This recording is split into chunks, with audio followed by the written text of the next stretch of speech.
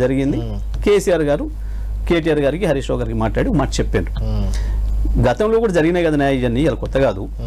ఒకసారి మీ స్పీకర్ గారి దగ్గర పోయి రిక్వెస్ట్ చేయండి, తీసి చూపించమని చెప్పండి.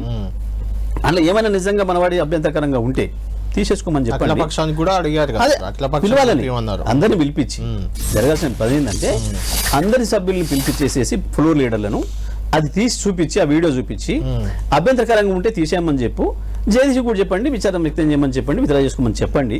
సభ మాత్రం నడవాలి, ప్రజల సమస్యలు చాలా ఉన్నాయి, చర్చ జరగాలి అని చెప్పారు. కేటీఆర్ గారు హరీష్ గారు నన్ను అడిగాను, సార్ ఇన్స్ట్రక్షన్స్ ఇట్లా ఉన్నాయంటే తప్పకుండా చెప్దాం. మనకు స్పీకర్ గారితో కాదు మనకు పంచాయతీ, మనం చేయాల్సింది ప్రభుత్వం మీద నిలబెట్టాల్సింది ప్రభుత్వాన్ని, బట్టలిప్పదీయాల్సింది ప్రభుత్వాన్ని తప్ప స్పీకర్ గారితో మనకేం లేదు. నేనైతే కాన్షియస్గా ఉన్నా, ఒక అక్షరం కూడా నేను తప్పు మాటలే అభ్యంతరకరమైన పదం ఉండదు. నేను నా జీవితంలో వాడను ఎప్పుడు కూడా.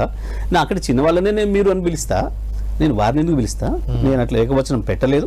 అప్పటి వరకు వాళ్ళు మాట్లాడుతున్నా ఏంది నువ్వు ఏకవచనంతో అన్నాడు, స్పీకర్ భయపెట్టిండు, రకరకాలు మాట్లాడారు కదా, మాట్లాడుతున్నారు కదా. నేను ఎక్కడైతే నాకు తెలిసి వాడలేని కాన్షియస్గానే ఉన్నా. నేను నిబంధనల ప్రకారం నాకున్న హక్కుల ప్రకారమే మాట్లాడినా. నాకు తెలుసు సీనియర్ శాసనసభ్యుడిగా. ఒకవేళ అట్లా ఉంటే తప్పకుండా ఉపసంహరించుకుందాం.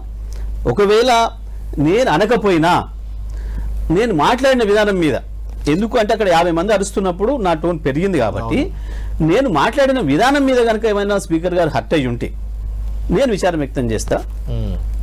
వారు డిమాండ్ చేస్తే అపాలజీ చెప్పడానికి కూడా నాకు అభ్యంతరం లేదు. సభను చేరు గౌరవించుకోవడం మనందరి బాధ్యత. నేను సిద్ధంగా ఉన్నా అని చెప్పిన.